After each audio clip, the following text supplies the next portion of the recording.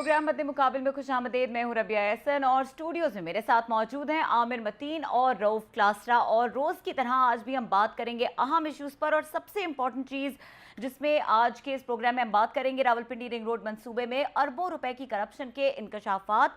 विफाकी काबीना इजलास में वजीर आजम और गुलाम सरवर खान आमने सामने। वजीर आजम इमरान खान ने रिंग रोड स्कैंडल की अंदरूनी कहानी मेंबरान के साथ शेयर की। साबिक मेजर जनरल सलीम इसाक ने प्रोग्राम मद्दे मुकाबिल को मौक़िफ़ देते हुए अपने ऊपर लगने वाले इल्ज़ामात मुस्तरद करते हुए विफाकी वजीर गुलाम सरवर खान पर ज़मीन की ज़ायद अदायगियों का इल्ज़ाम लगा दिया। माविन खसूसी शहजाद अकबर की भी मामलात खराब करने की जिम्मेदारी।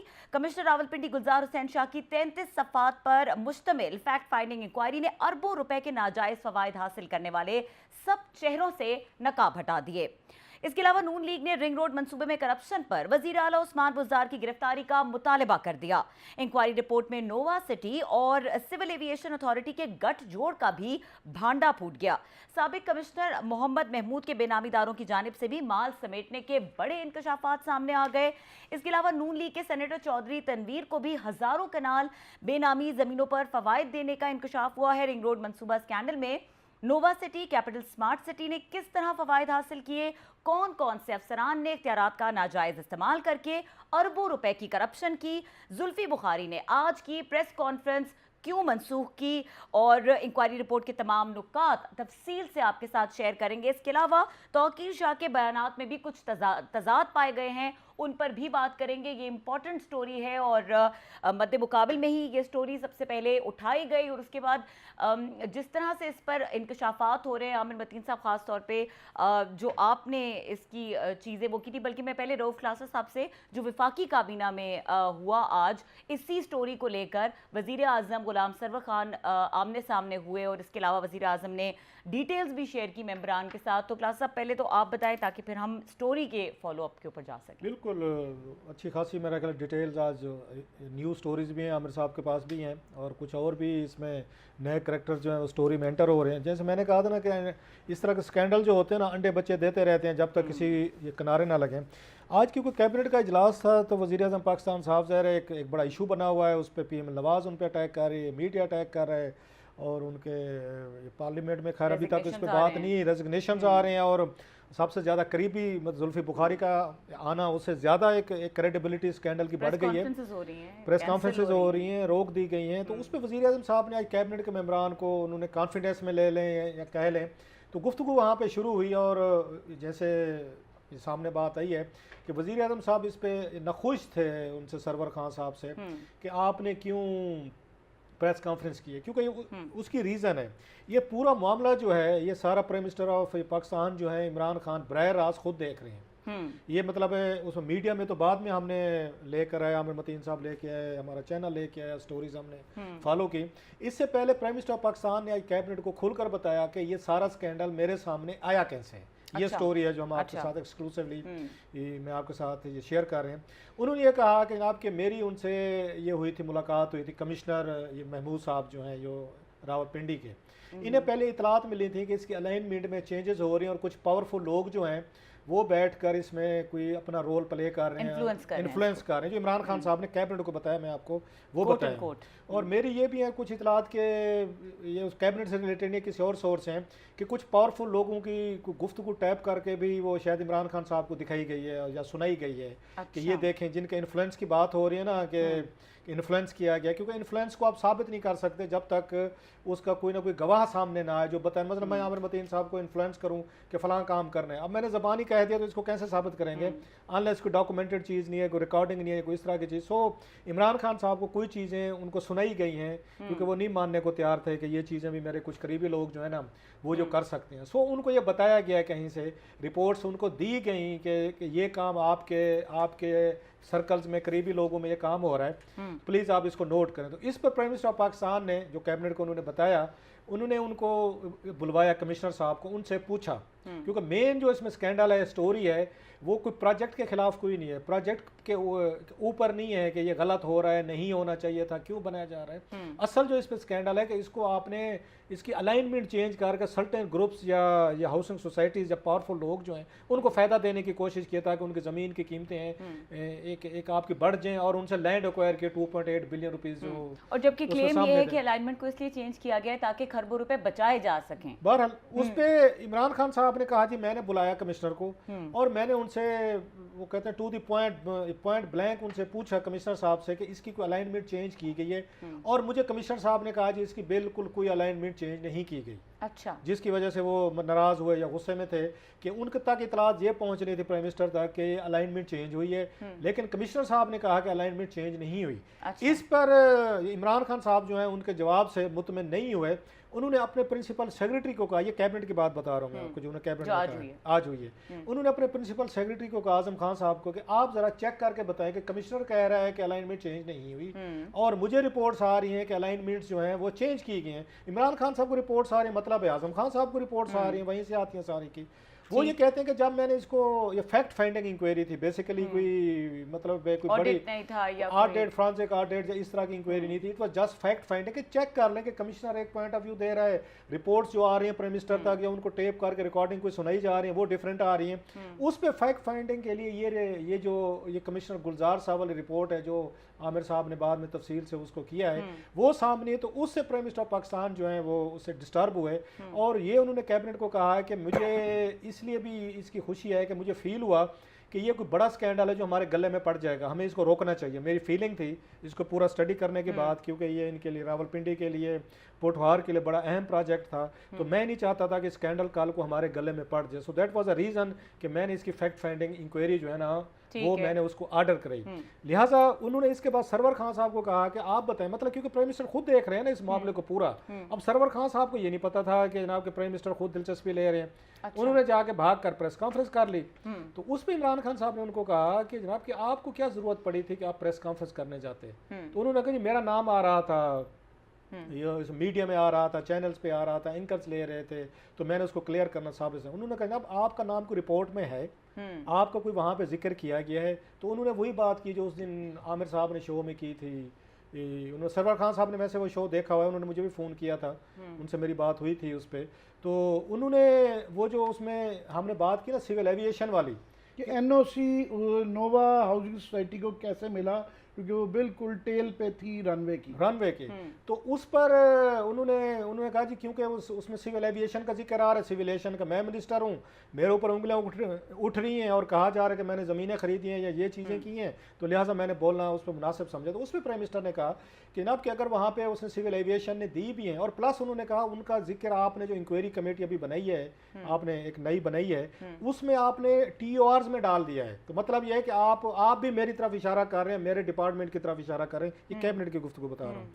तो उस पे खान साहब ने कहा कि ना अगर किसी डिपार्टमेंट ने कोई NOC दी हैं तो उनको से पूछ लेने में इंक्वायरी कमेटी पूछ लेगी कि कैसे हुआ या किस तरह हुआ। सो ये कौन सी बड़ी बात है। So prime minister wasn't pleased कि आप गए हैं और आपने वहाँ पे प्रेस कॉन्फ्रेंस करके इशू को मजीद हाईलाइट किया। एक तो वहाँ पे दूसरी चीज़ उस पर उन्होंने सरवर खान साहब ने कहना था इमरान खान साहब को कहा है कि आप जो है इस प्रोजेक्ट को रोके नहीं, ये पिंडी के लिए या पिंडीवाल के लिए, पोठवारियों के लिए या इस इलाके के लिए बड़ा अहम प्रोजेक्ट है। मेरी ज़मीनें कोई उसमें नहीं है, मैंने कोई वहाँ पे ज़मीनें नहीं खरीदी, मेरी कोई वहाँ पे फ्रंट मैन वगैरह बला चीज़ें जो है ना वो मैंने नहीं की। सो बेसिकली जो डायलॉग हुआ है ये बिटवीन प्राइम मिनिस्टर और सरवर खान, तो मैंने अपने उससे पूछा किसी सोर्स से, तो मैंने कहा जी कोई और वज़ीर ने भी कोई दरमियान में कोई गुफ्तगू करने की कोशिश की, कमेंट देने को। उन्होंने कहा अकॉर्डिंग टू हिम कि सिर्फ ये प्राइम मिनिस्टर जो है उन्होंने बड़ा वो तफसील के साथ उन्होंने बताया और अपनी पर्सनल उन्होंने बताई कि मैं चाहता था कि इस इलाके और रीजन के लिए बड़ा अहम प्रोजेक्ट है, तो लिहाजा मैं इसको मॉनिटर करूं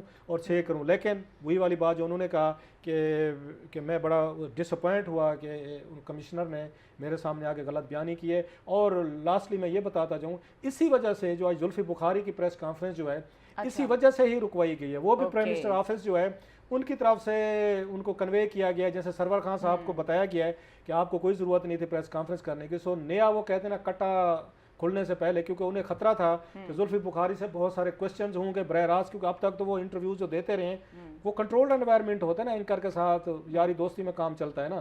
तो जब आप वहाँ पे 30-40 इंडिपेंडेंट जर्नलिस्ट को फेस करते हैं प्रेस क्लब में, तो वहाँ तो कोई भी सवाल किया जा सकते, पूछा। और इतने जुल्फी साहब जो है वो याद है टूरिज्म का सवाल किया था कि पाकिस्तान का सबसे बेस्ट डेस्टिनेशन कौन सी है, तो उन्होंने let me think I will come back to you. तो डर गए प्राइम मिनिस्टर ऑफिस भी कि भाई साहब ये ना हो कि ये जाएं और नया कट्टा खोल के पता चले कि वो तो पीछे रह गया स्कैंडल, कोई नई कहानी वहाँ पे शुरू होगी, सो उनको भी रोक दिया गया। ठीक है आमिर मतीन साहब, आज यानी इतना ये इम्पोर्टेंट हो चुकी है कि आज वफाकी काबीना का इजलास जो था इट वाज कंप्राइज्ड ऑफ ये 2 लोगों का डायलॉग हुआ, और जिस तरह से गुलाम सरवर खान साहब ने अपना वजाहत पेश की कि उन्होंने ये प्रेस कॉन्फ्रेंस इसलिए किया है क्योंकि इनडायरेक्टली उनका नाम जो है वो इसमें आ रहा है, तो ये जो उनका जो जवाब था वो कन्विंसिंग इनफ था। और दूसरा फिर जो मज़ीद फैक्ट सामने आ रहे हैं उस पर क्या नहीं, ये तो अभी इसकी सारी तरफ से जो कंसेंसस बनता जा रहा है, इसकी एक लार्जर इंक्वायरी होगी, फॉरेंसिक होगी, ऑडिट होगी, जुडिशल होगी, जैसी भी होगी, तो इसके सही जो फैक्ट्स हैं सामने आएंगे। अभी मगर इधर वे इधर का वर्जन ले लें या उधर का वर्जन ले लें, दोनों सूरत में बहुत खराबी नजर आती है। पहले ये स्कैंडल था कि जनाब ये कुछ पैसे खरबों रुपए के बनाए गए हैं, अब ये मेन स्ट्रीम स्कैंडल बनता जा रहा है, और उससे आश्कार ये हो रहा है, पता ये चल रहा है कि जनाब गवर्नमेंट जो है ये वो जो बनाना रिपब्लिक कहते हैं, ये गवर्नमेंट हमारी जो स्ट्रक्चर हो गया हुआ है, वो निज़ाम ऐसा बुरा बन गया हुआ है कि एक चीफ मिनिस्टर ने एक साइड कहती है कि अप्रूवल नहीं दिया, और नीचे ब्यूरोक्रेट्स ने ट्विस्ट करके इस तरह मंजर पेश किया गया कि अप्रूवल आ गया था नई अलाइनमेंट का, और उसी बहाने जो है ना खरबों रुपए की जो है ना माल पैसा कमा लिया। दूसरा वर्जन ये आ रहा है कि जनाब नहीं, अप्रूवल जो है ना ये दिया गया था, चीफ मिनिस्टर चेयर करते रहे, सलमान शाह चेयर करते रहे, उस सूरत में भी बहुत बुरा एक नतीजा निकलता है कि चीफ मिनिस्टर साहब इतने नालायक थे या कॉम्प्लिसिट थे या मिले हुए थे, या सलमान शाह साहब को नहीं पता चला, या अगर पता चल गया था तो फिर ये इजाज़त दी गई। दोनों सूरत में जो भी नतीजा निकालें उससे कोई गवर्नमेंट के लिए अच्छी पिक्चर नहीं आती, और ये आइंदा वाले दिनों में आप दिखेगा ये दी स्कैम दी स्टोरी बन जाएगा। इसके इर्द गिर्द अभी काफ़ी पॉलिटिशियंस सब कह रहे हैं इसके अंडे बच्चे निकलेंगे, इसमें बड़े बड़े और लोग निकल रहे हैं, हर रोज़ एक नया वजीर, एक नया ब्यूरोक्रेट, एक नया सिविल मिलिट्री ब्यूरोक्रेट आ जाता है, ये और निकलते रहेंगे। अब स्टोरी क्या है, स्टोरी इसकी जो है ना वो है मेन दो इशू हैं सबसे बड़े। एक है कि अटक लूप, आसान अल्फाज में मैं समझाने की कोशिश करता हूँ। अटक लूप ये है कि ये बुनियादी तौर पे पिंडी की रिंग रोड बनाई गई है कि पिंडी के लोग पिछले 10-20 साल से सारे माल रोड से गुजरते हैं, पेशावर रोड शहर के बीच में है, और ये बहुत बड़ा मसला है पिंडी इस्लामाबाद का। अब ये शहर जो है 50 लाख से ज़्यादा क्रॉस कर गया है लास्ट सेंसस के जो फिगर्स हैं, और वो ये पिंडी का रिंग रोड बनाते बनाते वो रिंग रोड अटक में ले गए हैं। रिंग रोड का मकसद होता है टाइम को शॉर्ट करना। ये 30-35 किलोमीटर का सड़क थी, इन्होंने 65 की बना दिया कि जिसको बजाय छोटा करने के और वो सी पैक वो दूसरी हाईवे पे ले गए हैं, और यहाँ ये बहाना कर रहे हैं कि जनाब कि ओहो जनाब ये देखे ना मोटरवे के ऊपर ये डबल एक्सल सड़क ट्रैफिक नहीं जा सकती, लोकल नहीं जा सकती, तो भाई साहब इस मोटरवे को छोड़ के आप सी पैक की हाईवे पे ले गए हैं, उस पे जा सकती है।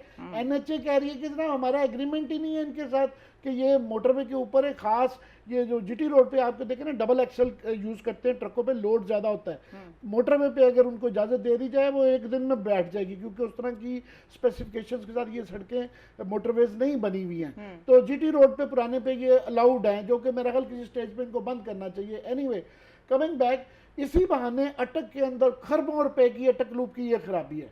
दूसरी इसके अंदर आ जाती है पसवाल जिगजैग। इस इंक्वायरी का जो फोकस है ना सबसे बड़ा वो पसवाल जिगजैग आ गया है। ये लोगों को मैं समझा दूं पसवाल जिगजैग है क्या। तौकीर शाह साहब ने कल क्लास साहब से बात की और उन्होंने बड़ा मासूमाना बताया कि जनाब ये शेर शाह सूरी के ज़माने में हमारी ये ज़मीन GT रोड ने ले ली, फिर गोरो ने ले ली, तो अब ये ले रहे हैं, तो कि जी हम तो हमें तो वो तो बंद सड़क बिल्कुल नहीं। ये इनका जो है इनका कसूर है या जिसका कसूर है, ये इनको खरबों रुपए का फायदा ये पसवाल जिगजैग से होना जा रहा है। हुआ क्या, प्राइम मिनिस्टर ने नोटिस जो लिया किस बात का लिया, वो ये है कि इस्लामाबाद का इसको कहते हैं जो मास्टर प्लान है वो कहते हैं वो आयरन ग्रिड पे है। आयरन ग्रिड से मुराद ये है कि न्यूयॉर्क शहर की तरह यहाँ एक तरफ से ABCD, दूसरी तरफ से जो है नंबर्स चलते हैं, वो बिल्कुल बॉक्सेस में है, हर सेक्टर एक बॉक्स है, आप उसको डिस्टर्ब नहीं कर सकते। तो ये जो पसवाल जिगजैग बनाई है ना, उसको डिस्टर्ब करके ये ऊपर से यूं यूं जिगजैग करके इनके गांव को शामिल ज़बरदस्ती किया गया है। और इनको उसमें पसवाल वहाँ पे जी बहाना ये किया गया है कि वो ग्रिड स्टेशन है, और लोग ये आयरन ग्रिड को ग्रिड स्टेशन से थोड़ा सा मिक्सअप कर रहे हैं। ग्रिड स्टेशन कोई ऐसी बात नहीं, नया भी लग सकता है, उसको बाईपास भी किया जा सकता है। ये नक्शा मेरा ख्याल ये प्रोड्यूसर साहब हमारे देख रहे हैं, इस पे ये देखिएगा, ये पसवाल रोड जा रही है, ऊपर ये ग्रिड स्टेशन है, ये सीधी सड़क जाते जाते जबरदस्ती यूं टर्न जिगजैग दे के उसको यूं मोड़ तोड़ के जो है ना ये तौकीर शाह साहब के गांव में से ले जाई जा रही है। इनको फायदे वहाँ पे क्या हो रहे हैं? फायदे ये हो रहे हैं, पहली बात कि ये यहाँ पे 60 मीटर की एक सड़क है, ठीक है, 100 से आप 60 मीटर पे ले जाते हैं, जो कि आप देखें ना 6 लेन से आते आते 4 हो जाएगी। दूसरा, इनके वहाँ पे वो प्रोविंशियल रोड है, घर बने हुए हैं और इनको इजाज़त मिल रही है उसकी वजह से कि क्योंकि घर बने हुए हैं तो इनको लोकल एक्सेस दे दी जाए। मतलब ये है कि वहाँ से ये इनको इजाज़त होगी सड़क पार करने की, आने जाने की। और इनके गांव में, इनके जहाँ पे घर बने हुए हैं पसवाल रोड पे, ये 1.5 किलोमीटर की एक स्ट्रिप है। याद रहे कि ये जोन 1 नहीं है, जोन 2 है। जोन 1 में आप हाई राइज बिल्डिंग्स नहीं अभी बना सकते, अभी इजाज़त नहीं है। जोन 2 में आप 6 मंजिला building, high rise commercial buildings आप टोटली बना सकते हैं। तो इनको 1.5 मील का, ये जो तौकीर शाह साहब मासूम कह रहे हैं ना जी हमारी तो ये सड़क बंद होगी, हमें तो कोई फायदा नहीं, नहीं। वहाँ पे एक कमर्शियल स्ट्रिप जो है 1.5 किलोमीटर की बनेगी, जिसकी वैल्यू खरबों में हो जाती है। सो इनको ये बहुत ज़्यादा फ़वायद है इनको भी, और जुल्फी शाह साहब के ननिहाल को, एक तो जुल्फी बुखारी हैं उनका यहाँ पे आ रहा है, दूसरा उनके ऊपर जो इल्ज़ाम आता है वो अटक लूप के अंदर जो ज़मीनें खरीदी हैं उस हवाले से, वहाँ उनकी ददयाल की ज़मीन है, वो एक अलहदा जब साबित होगा, मगर तौकीर साहब से आ रहा है। सबसे बड़ी वो बात ये कह रहे हैं कि इसको जो आपने ब्रेक तो नहीं लेनी जी, ब्रेक ले मैं आपको बताऊं कि प्राइम मिनिस्टर को ज्यादा गुस्सा किस बात पे आया है। ठीक है, प्राइम मिनिस्टर को किस बात पे गुस्सा आया, और इसके अलावा हम कोशिश करेंगे कि हम मजीद जो कुछ फैक्ट्स हैं वो आपके सामने रख सकें, और कुछ हम कॉलर को भी लेने की कोशिश करेंगे, उनसे भी हम कुछ हकाइक जानेंगे। इस ब्रेक के बाद हमारे साथ रहिए।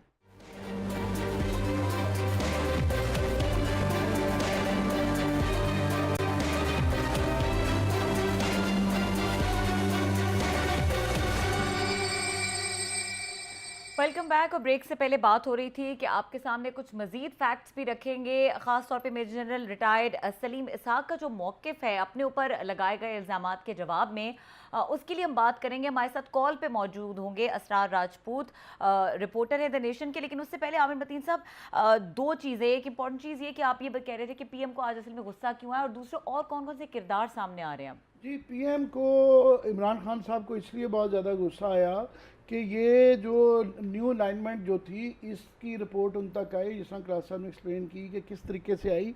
उसके बाद CDA ने पहले नवंबर 2020 के अंदर मिनट्स के अंदर भी रिकॉर्ड मौजूद है, इसको रिजेक्ट कर दिया गया था। अच्छा। और रिजेक्ट इस बेस क्या था, उनका जनाब ये मोटरवे तो जो रिंग रोड होती है, स्ट्रेट होती है, ये जिगजैग करती हुई, ये जिस तरह नशे के अंदर लड़खड़ाता हुआ ना, ये जिगजैग पसवाल जिगजैग, ये क्या है?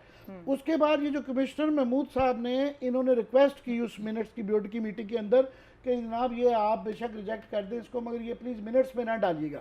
मगर वो बाद में कहीं जो इंक्वायरी की रिपोर्ट आई इसका जिक्र है। CDA ने नवंबर में रिजेक्ट कर दी, और प्राइम मिनिस्टर ने कि ये अलाइनमेंट ठीक नहीं है, और इस्लामाबाद का वो जो आयरन ग्रिड है उसको वायलेशन नहीं किया, मास्टर प्लान को नहीं वायलेट किया जा सकता जब तक कि आप उसकी पूरी एक मास्टर प्लान का ये उसकी सेफगार्ड्स मौजूद हैं। तो वो जनवरी में उन्होंने जब रिजेक्ट कर दी, तो उसके बाद फिर इसके ऊपर प्रोसेस क्यों हुआ, क्यों ये आगे चलाया गया, जब CDA और प्राइम मिनिस्टर ने दोनों ने इसको रिजेक्ट कर दिया था कि जनाब ये अलाइनमेंट ठीक नहीं है, इसको नहीं, उसके बावजूद उसको मूव ऑन किया गया, इस बात से ज़्यादा गुस्सा आया। और बाकी किरदार जो आप पूछ रहे हैं इसके अंदर और बेताशा किरदार, फॉर एग्जाम्पल एक जो कंसल्टेंट लाए गए थे वो मिस्टर जीरक साहब, उनको 4 लाख रुपया दिया गया, कंपनी थी, उनका सिर्फ मैंडेट ये था कि पुरानी अलाइनमेंट पे काम करना है। उन्होंने अपने पास से ही जो है ना ये इसकी वो उसका TORs ही नहीं थे, उसके बावजूद वो नई लाइनमेंट पे चले गए और बीच में उनका बड़ा एक डूबियस रोल है। ठीक फिर है। उसके बाद चीफ इंजीनियर आरडीए साहब ने, उन्होंने अपनी स्टीयरिंग कमेटी की छोटी मीटिंग में खुद ही चेंज करके उन्होंने एज्यूम कर लिया। उसके बाद फिर जो है नेस्पाक का रोल, नेस्पाक का again and again her project में आता है कि जिसको शूट कर रहा होता है वो अपने मुताबिक वो करवा के, तो कहने को ये गवर्नमेंट इदारा होता है मगर इससे जो है जो मर्जी करवा लिया जाता है। पहले उसके अंदर अलाइनमेंट में भी ये शामिल थे और दूसरी जब में चेंज की हुई तो नेस्पाक ने फिर कई मीटिंग में बैठ के उसके अंदर शामिल रहे। फिर एफडब्ल्यू का रोल बड़ा आ जाता है कि एफडब्ल्यू साहब ने अनसोलिसिटेड बीच में घुस गए हैं कि जी हमें भी डालें इसके अंदर, और ये उनका भी एक रोल की निशानी। तो एक मेंबर एक पब्लिक पीपीपी के जो हैं फरक नवीद साहब का भी है। फिर एक लाइफस्टाइल डेवलपमेंट एक कंपनी है ये मोहम्मद जुनैद साहब की, ये आप देखें ये सिर्फ जनवरी 2020 में ये पिछले साल बनती है और ये 23,000 कनाल ले लेते हैं क्योंकि इनके पास वो अलाइनमेंट की जो सपोजली बना दी गई थी वहाँ के मौजूद थी। एकदम साल पहले कंपनी रजिस्टर होती है और वो 2300 कनाल लेके जो है 5-5 लाख रुपए की कनाल लेके तो वो जो है 30 से 40 लाख रुपए की, अब वो करोड़ों की बात हो रही है। तो उनका वो है। मगर ये जो इसरार साहब बड़े डायनामिक नेशन के रिपोर्टर हैं, दरमियान में ये आ रहा था कि फौजी भाई हमारे सिविलियन रिटायर्ड, वो एसपीटी का एक मामला है, हमने आईएसपीआर से रब्ता आज किया है कि हमें तफसील बताएं क्योंकि वो इंक्वायरी रिपोर्ट में ये रिकमेंड किया गया है फैक्ट फाइंडिंग रिपोर्ट के अंदर कि इसके अंदर जो सर्विंग और रिटायर्ड अफसरान के नाम आ रहे हैं कि जिन्होंने इसके कोऑर्डिनेट्स लेके फिर मार्केट में ज़मीनें खरीदो फरोख्त की, 3-4-5 रिटायर्ड करनैल और ब्रिगेडियर हैं। नाम एक आ रहा था मेजर जनरल सलीम इसाक साहब का, ये 77 साल के रिटायर्ड, बिल्कुल थैंक यू, ये 77 साल अब इनकी उम्र हो गई है। उनका ये कहना है कि जनाब ये जो मेरे पे इल्ज़ाम है मैं तो एक्चुअली विक्टिम हूँ। तो इसरार ने उनके मुतल्लिक ये आज स्टोरी की है और इसरार पहले काफ़ी अर्से से इसको स्टोरी को फॉलो अप भी करते हैं। तो इसरार से पूछते हैं कि इसरार साहब पता चला है आपकी उनसे बात हुई है, हमने कोशिश की है तो हमारे से उन्होंने बात हुई है जी। अच्छा, तो राना अशरफ साहब के हमारे प्रोड्यूसर की बात हुई है, लेकिन इनकी स्टोरी जो है ना आज वो नेशन में पहले छपी है, लेकिन हमने भी बात की है, वही वर्जन उन्हें हमें भी दिया है, लेकिन तो इनकी उनका वर्जन दोनों है। इसरार आप हमारे साथ लाइन पे मौजूद हैं? मेरा ख्याल लाइन पे इसरार से बात करवाते हैं, अभी उनसे बात है।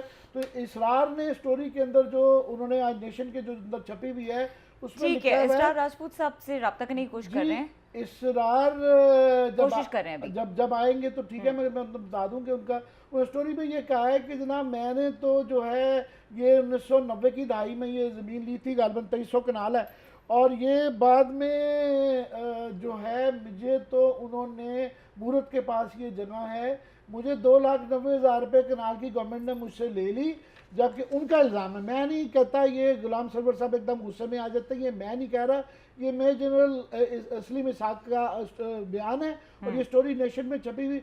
वो कहते हैं कि जनाब अटक के अंदर जो है इसरार साहब आगे लाइन पे, उनसे पूछ लेते हैं। जी इसरार, मैं ये बता रहा था कि मेजर जनरल सलीम इसाक साहब ने बताया है कि मैं तो खुद विक्टिम हूँ, क्या कहते हैं, उनका क्या वर्जन है? उनका यही मौक़िफ़ था कि मैं खुद इसका शिकार हूँ, मेरी ज़मीन मुंशी के दोस्तों में तकसीम कर दिया है, यहाँ से रोड निकाली है, 70 कनाल ज़मीन मेरी गई है, जबकि मुझे इन लोगों ने जो डिस्ट्रिक्ट कलेक्टर है रावलपिंडी का, उसने 2,90,000 के साथ 30 कनाल मुझे कंपनसेशन दी, जबकि मेरे मुकाबले में फेडरल मिनिस्टर सरवर खान को 13 लाख रुपया मिला। इस पर मैंने थ्रू आरटीए इनको स्यू किया कोर्ट ऑफ लॉ में। तो वैसे तो गुलाम सरवर साहब के जो प्रेस कॉन्फ्रेंस में उन्होंने बड़ा गुस्सा किया कि मेरी ये एक साबित हो जाए कि एक मरला भी मैंने ज़मीन खरीद ली हो तो मैं सियासत छोड़ दूंगा। तो आप कह रहे हैं कि मेजर जनरल साहब ये कह रहे हैं कि इन्होंने 13 लाख रुपए कनाल की ये इल्ज़ाम लगा रहे हैं कि कॉम्पनसेशन ली, अपने नाम से ली या उनके ख़ानदान की ज़मीन है? ये जनरल साहब ने वाज़ेह नहीं किया, उन्होंने सिंपल कहा जनाब कि फेडरल मिनिस्टर जो है सरवर खान, उसको 13 लाख रेट मिला है जो कि सरासर ज्यादती है मेरे साथ। मैं तो खुद मेरी ज़मीन चीज़ 200 में तकसीम हो चुकी जो मेरे लिए बहुत बड़ा नुकसान है मेरे लिए, और मैंने बिल्कुल इनको, मैं एक रिटायर्ड जनरल हूँ, मैं कैसे इन्फ्लुएंस कर सकता हूँ इस फैक्ट फाइंडिंग कमेटी पे या कमिश्नर पे कि मुझे जो रिंग रोड है मेरे दिनों से गुजर रहे हैं। नहीं तो उस पर आप वो क्या कह रहे हैं कि उसकी हमारे राना अशरफ साहब की भी बात हुई है, हमारे प्रोड्यूसर हैं, उनसे मेजर जनरल साहब से बड़ा तफसील से उन्होंने बताया। वो कहते हैं कि मैं अब अदालत में जाऊंगा, सू करूंगा, और साथ में राना तनवीर साहब का भी जिक्र आ रहा है कि पीएमएल नवाज के हैं, उन पर भी क्वेश्चन उठाए जा रहे हैं कि शायद वो भी ट्रांजैक्शन में कोई इस तरह की कुछ चीज़ें ज़मीन वगैरह की उनके हवाले से आ रही हैं। प्लस कमिश्नर साहब का आ रहा है कि उनके बेनामी के उन्होंने भी आगे कोई शेयर वगैरह डाले। इसकी क्या स्टोरी है पूरी? जी बिल्कुल आप दुरुस्त फरमा रहे हैं। ये एक बहुत बड़ा स्कैंडल है जो आए रोज प्याज की तरफ के लिए उतरती जा रही है, नई से नई लहर सामने आ रही है इसकी। अभी तो ये शुरुआत है। अच्छा, इन्होंने आप ब्रेक लेनी आप? नहीं नहीं नहीं, मैं सवाल करना चाहती हूँ। इन्होंने ये जो है मेजर जनरल साहब हैं, इनकी जो पिक्चर वो देख रहा था जो आपकी स्टोरी के साथ है, वो तो किसी प्रॉपर्टी या हाउसिंग सोसाइटी के मालिक के साथ है मेरा ख्याल है। कोई इन्होंने अपनी ज़मीन है कोई उनको भी कोई प्रॉपर्टी वालों को उनको बेची है या? ब्लू वर्ल्ड के मेरा ख्याल जो मालिक हैं साद नज़ीर, उनके साथ ही गालबन तस्वीरें, ये वही साद नज़ीर हैं जो आगे प्राइम मिनिस्टर के साथ भी तस्वीरें छपवा के उसकी तशहीर कर रहे थे। तो इन्होंने उनको भी ज़मीन बेची है या सिर्फ उनका गिला सिर्फ या हुकूमत तक है कि उन्होंने एक्वायर की है लैंड इनसे कोई 90 कनाल के करीब जो है, सिर्फ उनको बेची है इन्होंने, अगर हुकूमत ने ली है या कोई हाउसिंग सोसाइटीज़ ने भी खरीदी है ज़मीन? क्योंकि वो कह रहे हैं मेरी ज़मीन थी, एग्रीकल्चर लैंड थी, मैं यहाँ पे कल्टिवेट कर रहा था। नहीं, उन्होंने कोई जमीन नहीं बेची किसी को भी। इन्होंने कि जो ब्लू वर्ल्ड वालों के साथ मैंने पूछा कि अब तस्वीरें वायरल हो रही हैं गूगल पे, तो उनका वैसे मैं से मिला था, लेकिन मैंने कोई जमीन किसी को नहीं बेची अपनी। अच्छा इसरार, ये भी बताइएगा कि ये भी कहा है major general retired Salim Isaq साहब ने कि जो रिंग रोड का मामला ख़राब करने में वज़ीर आज़म के बाबा खुसूसी शहजाद अकबर, उनका भी रोल है, उनकी भी जिम्मेदारी है। नहीं, उन्होंने ऐसी कोई बात नहीं की। उन्होंने जस्ट अपनी क्लैरिफिकेशन दी है कि मैं रिटायर्ड जनरल हूँ, मैं बड़ी चीज गुजार रहा हूँ 26 साल से, मेरा किसी कंट्रोवर्सी किसी लीगल एक्टिविटी मेरा कोई हाथ नहीं है मेरा। अच्छा, इनके बारे में ये भी कहा जा रहा है कि बड़ा एक मशहूर ज़माना केस आया था बहुत पहले, ये 90s में आया था कि वहाँ पे हैदराबाद में जीओसी रहे हैं, वहाँ पे उस वक्त एक मेजर साहब थे मेरा ख्याल कलीम, तो उस पे एक पूरी फैमिली का ठीक है एक वाकया हुआ था वहाँ पे। तो इनका कोई इस पे भी एक कोई बैकग्राउंड का भी है आपको अंदाजा इनका जनरल साहब का? नहीं, ऐसा मुझे कोई नादा नहीं इसका बिल्कुल भी। ठीक है, बहुत शुक्रिया इसरार राजपूत हमारे साथ दिनेशन के रिपोर्टर मौजूद है और हमें फौरी तौर पे ब्रेक लेनी है। ब्रेक के बाद वापस आके डिस्कशन कंटिन्यू करेंगे।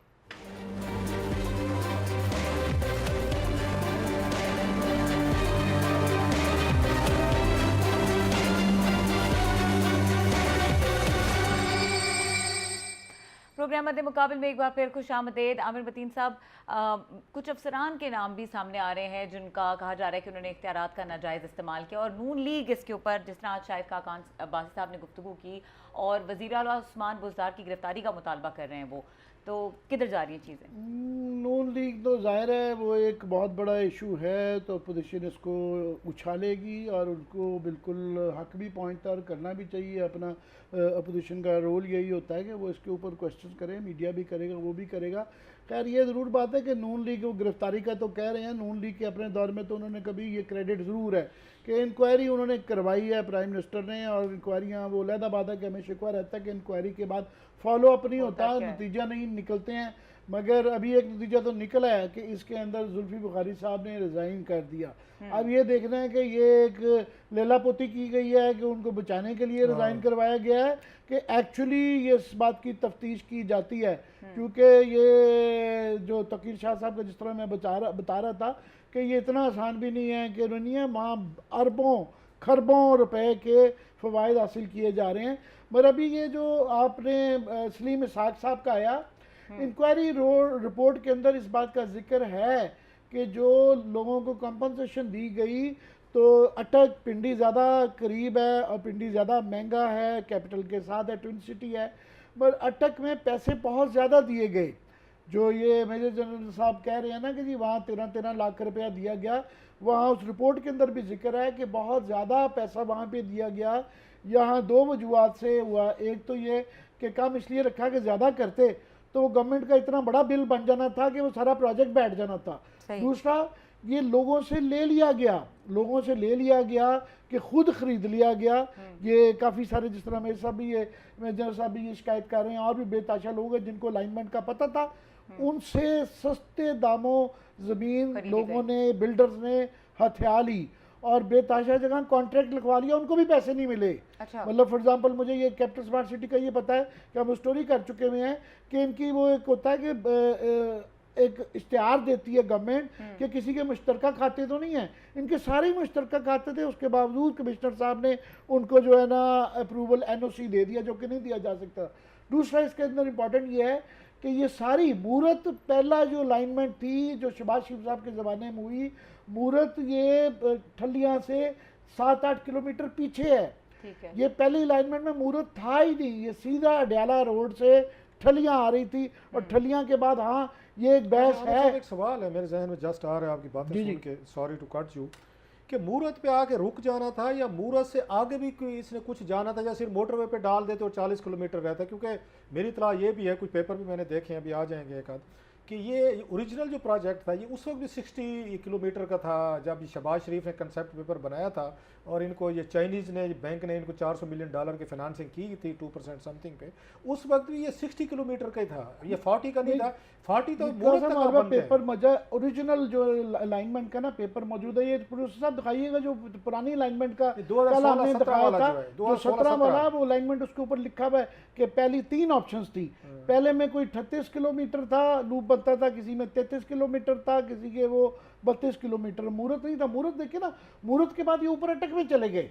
मूरत की नहीं, मूरत के बाद ये ट्रैफिक कहाँ जानी थी? मूरत के बाद ये ऊपर अटक सीपैक की तरफ लेके जा रहे मैं थे। उनकी नहीं बात कर रहा, ओरिजिनल की, क्यों ये तो हम ओरिजिनल में अडियाला रोड से सीधे ठलियां आ रहे थे, मूरत था नहीं बीच में। तो ठलियां ये कहाँ पे इसको ये ठलियां connect जो कर रहे हैं GT रोड एयरपोर्ट को? के बिल्कुल साथ जो है ना, ये ये उन्होंने GT रोड के साथ जो मिलाना था, जो पेशावर को GT ट्रैफिक रोड जानी थी, का प्रोसेस, वो बिल्कुल वो पॉइंट है जो आपका है कि अभी पहले वो ये जा फिर रहे भी थे 10-15 कि किलोमीटर का होना था ये। पेशावर उसके अगर बाद कम से वो कम। पेशावर वाली मोटरवे पे ला रहे थे। वो बिल्कुल एक बात, एक क्वेश्चन है उसके अंदर, और शायद सोल्यूशन निकालने की जरूरत है कि आपने जो GT रोड की ट्रैफिक है, डबल एक्सल रोड है, पर उसका सोल्यूशन ये निकाला जा रहा था, निकाला जाना चाहिए कि साथ में मोटरवे के आप सर्विस रोड दें, सर्विस रोड दें जिसके अंदर वो वाली ट्रैफिक जो कि मोटरवे के ऊपर नहीं आ सकती, एक्सल ज़्यादा है या छोटी ट्रैफिक है, मोटरसाइकिल हैं या इस तरह की चीज़ें हैं, वो सर्विस रोड जाएंगी। जब ये ठलियाँ पे आता है तो ये इसको छोटा लूप भी बन सकता है ना, बड़ा लूप करने की ज़रूरत नहीं है। ऊपर से मूरत से ये तो सीपैक पे ले जा रहे थे, सीपैक ऊपर से होता हुआ वाया बठिंडा एक बन जाता था। 2-3 चीज़ें और भी है मेरा ख्याल। SDP जिसका जिक्र करते हैं, क्योंकि सेंसिटिव है कि इदारा है, हम भी उसकी इज्जत करते हैं। बेसिकली उनकी तरफ से भी रेजिस्टेंस आ रही थी कि वहाँ हसास कोई तनसीबात के वो इशू थे। ये अटक में जब गए, वही अटक बता में रहा जब हूं। गए, उन्होंने यहाँ पे जो दूसरी साइड से आती है चीज़ें, कि वहाँ से भी रेजिस्टेंस आ रही थी।